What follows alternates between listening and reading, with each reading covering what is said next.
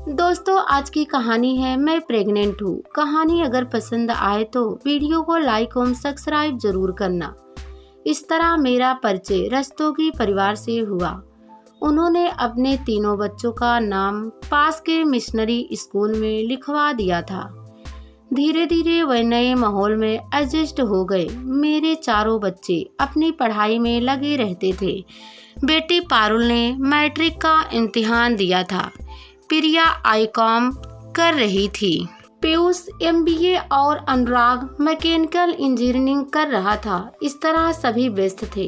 कभी कभार मैंने सामने रस्तोगी जी के घर उनकी पत्नी से गपशप करने पहुंच जाती। कभी वह मेरे घर आ जाती। 27 वर्षीय अमृता बहुत जिंदा दिली औरत थी। हमेशा हंसती और हंसाती रहती। मैंने घर में ही बाहर के कमरे में ब्यूटी पार्लर खोल रखा था। अमृता पार्लर के कामों में मेरी मदद भी कर देती थी। इधर 3 से 4 दिनों से वह मेरे घर नहीं आ रही थी तो मैं उसके घर पहुंच गई। कॉल बेल बजाने पर एक अपरिचित चेहरे ने दरवाजा खोला। मैं अंदर गई।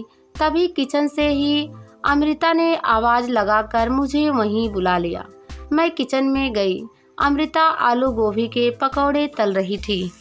उसी ने बताया कि उसकी छोटी बहन रति का दाखिला उन लोगों ने यहीं कराने का फैसला किया है। कॉलेज के हॉस्टल में रहने के बजाय वह उनके साथ ही रहेगी। अमृता का अब पार्लर या मेरे घर आना बहुत कम हो गया था। अब वह बहन, बच्चे और पति की तीमानदारी में ही लगी रहती। कभी घर आती भी तो अपनी बहन रति को फेशियल या हेयर कटिंग कराने। मैं उससे कहती, अमृता कभी अपनी तरफ भी ध्यान दिया करो। अपने चिरपरिचित हंसोड़ अंदाज में वह कहती, मुझे कौन सा किसी को दिखाना है। रति को कॉलेज जाना पड़ता है। इसे ही ब्यूटी ट्रीटमेंट दीजिए। रति नाम की ही अनुरूप खूबसूरत थी। गोरी, लंबी, सुराहीदार गर्दन और छरहर बदन। उसके जिस्म पर पश्चाताप पोशाकें भी बहुत खपती थी। दिन बीतते गए। मैं अपने घर और पार्लर में व्यस्त थी। अमृता का आना बिल्कुल खत्म हो गया था। एक दिन मैं पारुल के साथ शॉपिंग के लिए निकली हुई थी कि मार्केट से सटे गायनोकोलॉजिस्ट के क्लिनिक की सीढ़ियों से उतरते अमृता को देखा। शुरू में तो मैं उसे पहचान भी नहीं पाई। कभी गदराए जिस्म वाली अमृता सिर्फ हड्डियों का ढांचा नजर आ रही थी। जब तक मैं उस तक पहुंचती उसकी टैक्सी दूर निकल गई थी। शाम को मैंने उसके घर जाने का निश्चय किया। मैं उसके घर गई तो मुझे देखकर उसे प्रसन्नता नहीं हुई। वह दरवाजे पर ही खड़ी रही तो मैंने ही कहा, क्या अंदर नहीं बुलाओगी। हिचकते हुए वह दरवाजे से हट गई। मैं अंदर घुसी ही थी कि रस्तोगी और रति की सम्मिलित हंसी गूंज उठी। अमृता लगभग खींचते हुए मुझे अपने कमरे में ले आई। मैंने ही शुरुआत की, सच सच बताना अमृता, क्या बात है। जोर देने पर जैसे रुका हुआ बांध टूट पड़ा। उसने कहा, दीदी आपने सही कहा था। मुझे खुद पर भी ध्यान देना चाहिए था। मैंने कभी जिस बात की कल्पना भी नहीं की थी वह हुआ। रति और विजय में नाजायज संबंध है। मैं जब रति को वापस भेजने की बात करती हूँ तो रति तो कुछ नहीं कहती, पर विजय मुझे मानसिक और शारीरिक दोनों रूप से प्रताड़ित करते हैं। कहते हैं, रति नहीं जाएगी, तुम्हें जहाँ जाना हो जाओ। रति प्रत्यक्ष में कुछ नहीं कहती, पर अकेले में मुझे घर से बाहर निकालने की जिद विजय से करती है। मैं सुनकर स्तंभ रह गई। मैं तो डॉक्टर के पास भी गई थी। घर में यह स्थिति है और मैं प्रेग्नेंट हूँ। मैं इसे छुटकारा चाहती थी, पर डॉक्टर ने कहा, तुम बहुत कमज़ोर हो, ऐसा नहीं हो सकता। मैंने कहा, तुम इतनी कमज़ोर कैसे हो गई हो। उसने कहा, सब समय की मार है। 6 महीने बीत गए। एक रात 12 बजे विजय रस्तोगी हाँफता हुआ मेरे घर आया।